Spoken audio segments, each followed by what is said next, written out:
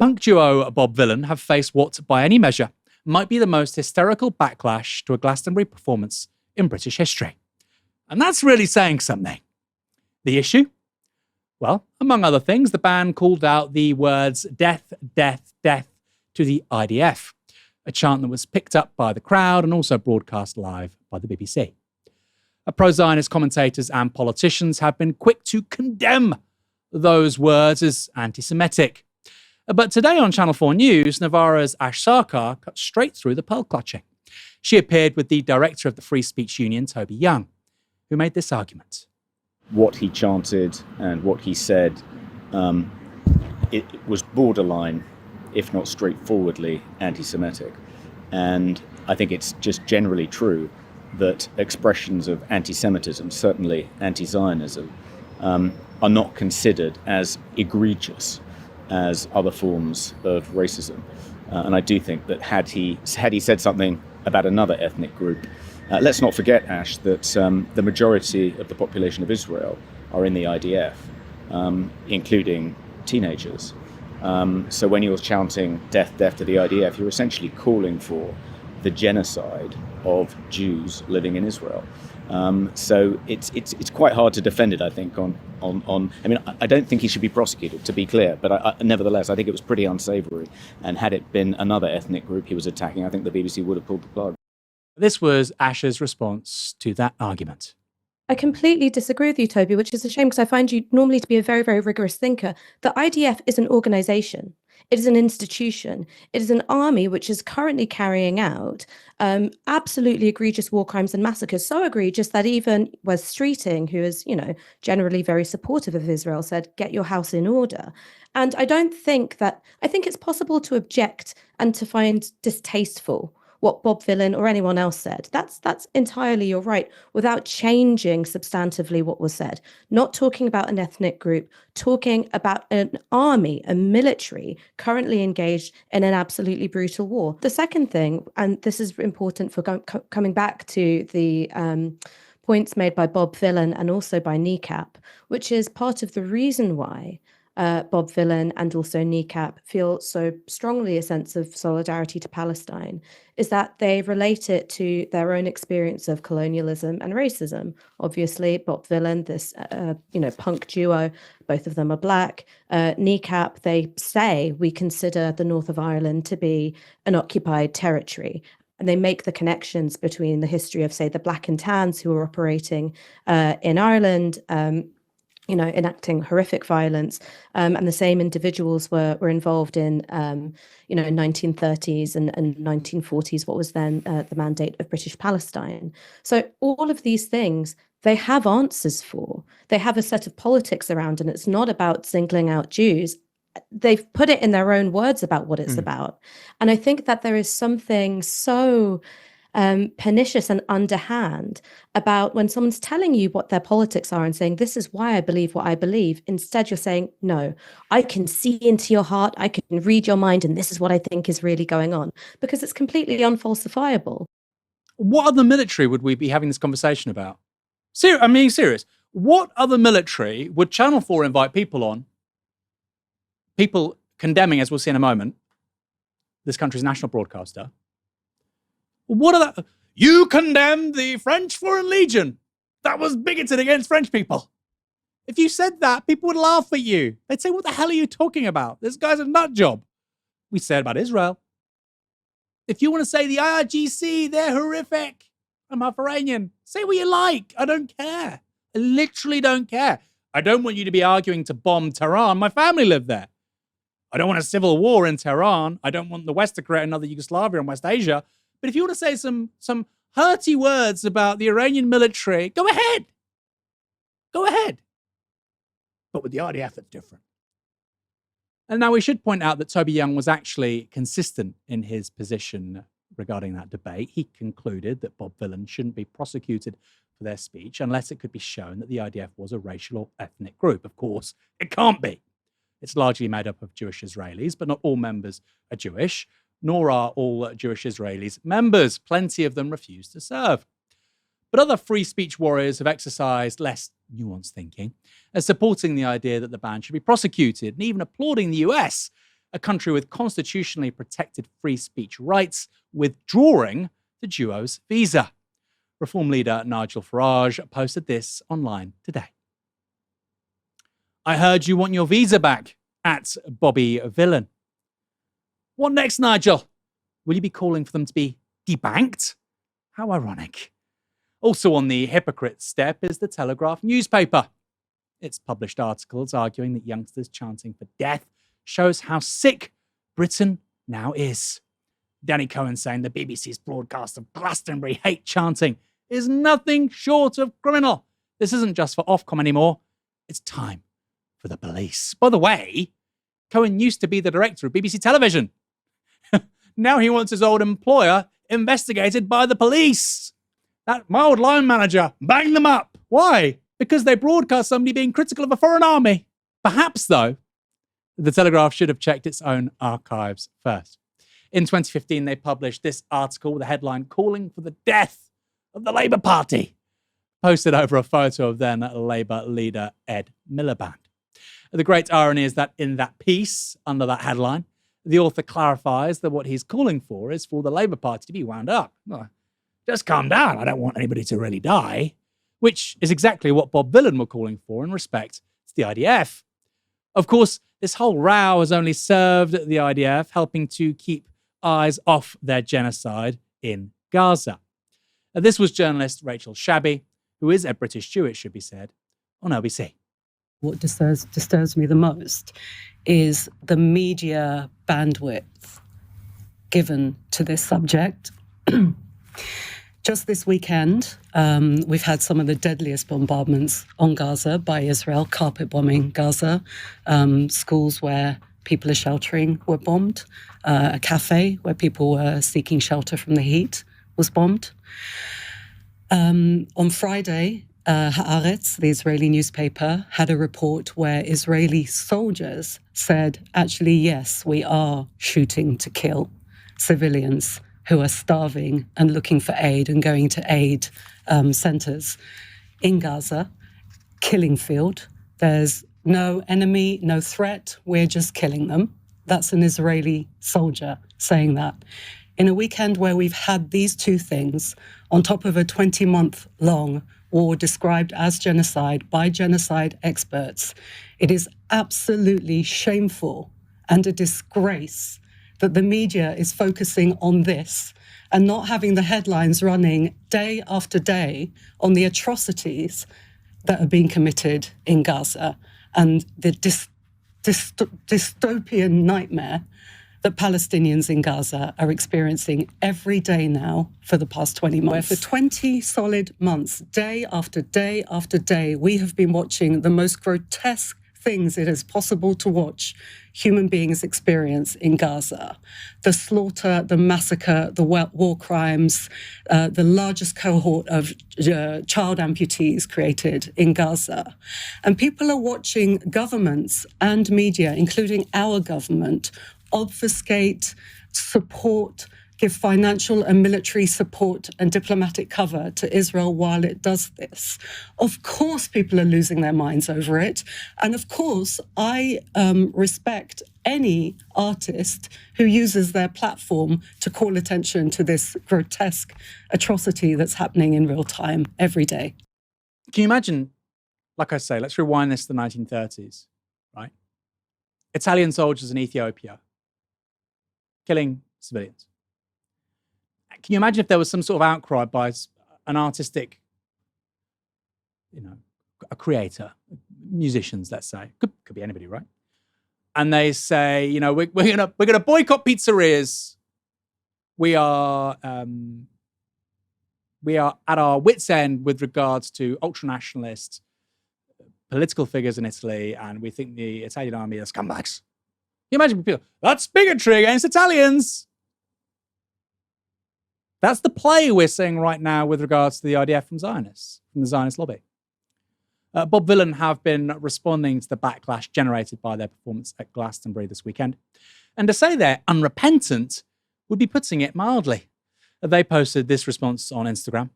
Today, a good many people would have you believe a punk band is the #1 threat to world peace. True. This is how it's being basically presented, right? Last week it was a Palestine pressure group. The week before it was another band. We are not for the death of Jews, Arabs, or any other race or group of people. We're for the dismantling of a violent military machine. A machine whose own soldiers were told to use, quote, unnecessary lethal force against innocent civilians waiting for aid. A machine that has destroyed much of Gaza. We, like those in the spotlight before us, are not the story. We're a distraction from the story.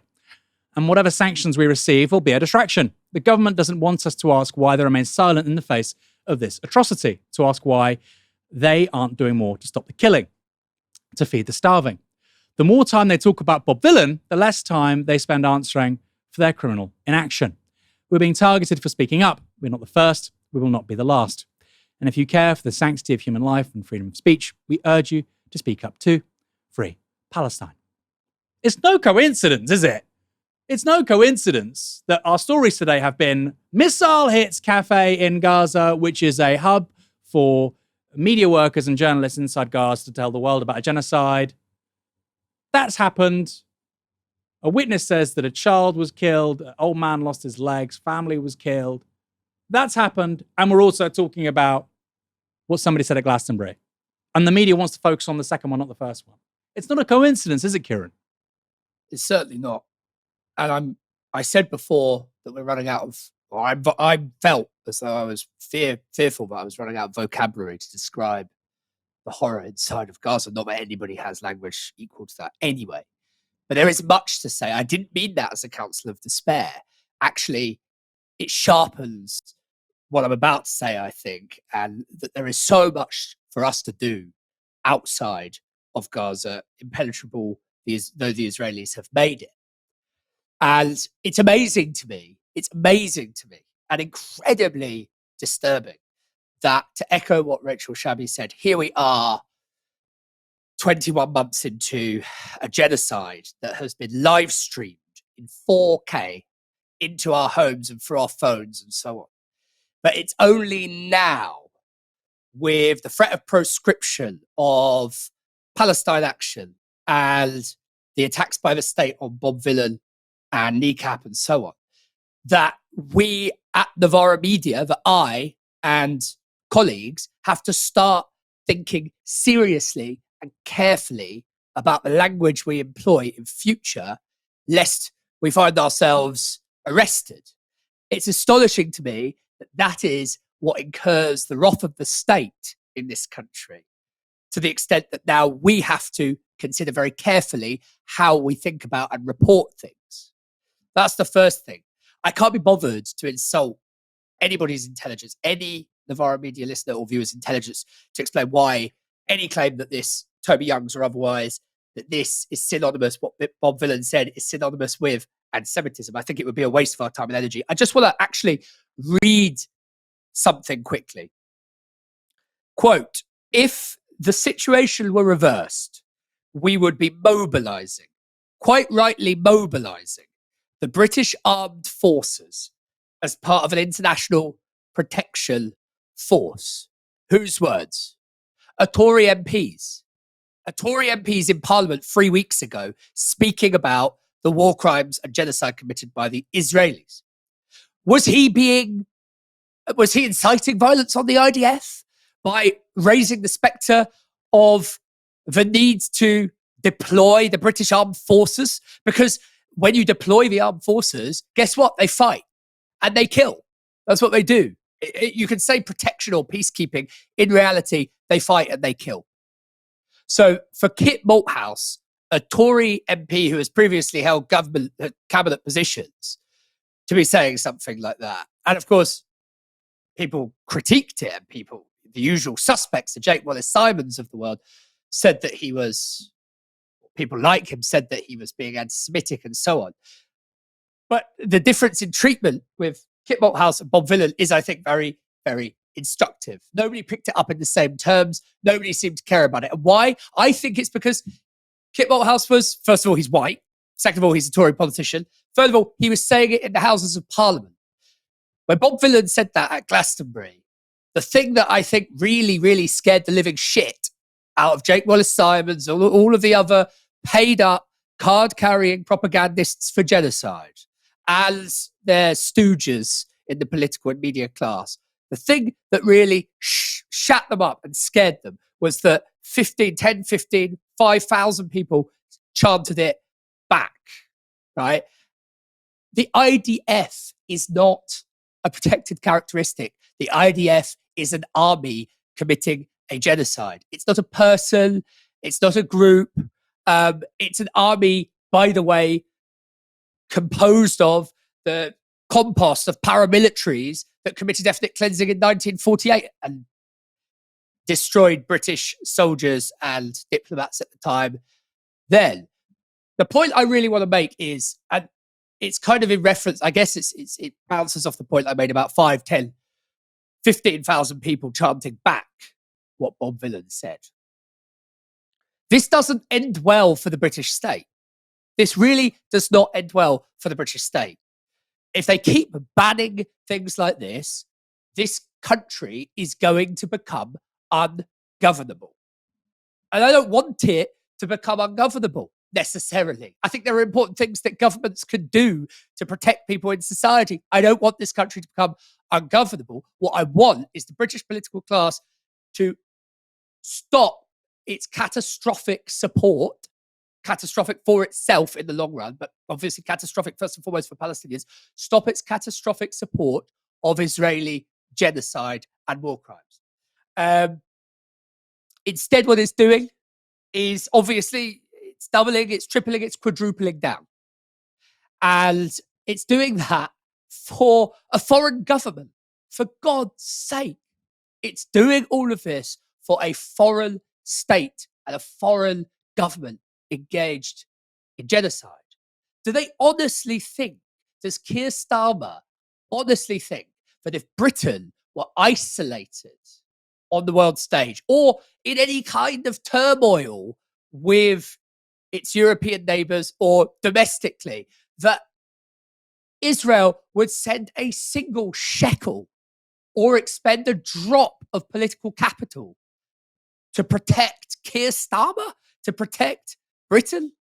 Of course it wouldn't. The last time, as I mentioned earlier, Britain and Israel were in direct conflict. Israel was murdering British soldiers and booby-trapping their bodies so that the impact would be as maximal as possible. For God's sake. So I guess the only thing left for me to say is to the British establishment, I don't know how many of them are watching this or will watch this, but wake up, for God's sake. The Israelis don't do relationships. They do strategic alliances. And as soon as those strategic alliances stop being strategic, they will throw you to the most rabid pack of wolves imaginable. I think that's right. I mean, look what they just did to Reza Pahlavi in Iran, right? Reza Pahlavi was an instrument of Israel trying to seek regime change in Tehran. Didn't work, and they just discredited the guy. Sorry, you worked for decades to go back in and affect regime change, maybe even be the monarch again. Sorry, we screwed it up because, actually the Knesset was going to dissolve itself and Netanyahu might be out of power. So, you know what? We'll just use you. We'll get you in. We'll bomb a few places in Tehran and Karaj and Fordow and Natanz. And okay, your whole thing, that's dead now. But, it meant that Netanyahu's polling got better for a few days. The exact same thing would happen to Starmer. And by the way, Nigel Farage, right? This is very much the scorpion on the frog's back. It doesn't care about you. It doesn't care about you.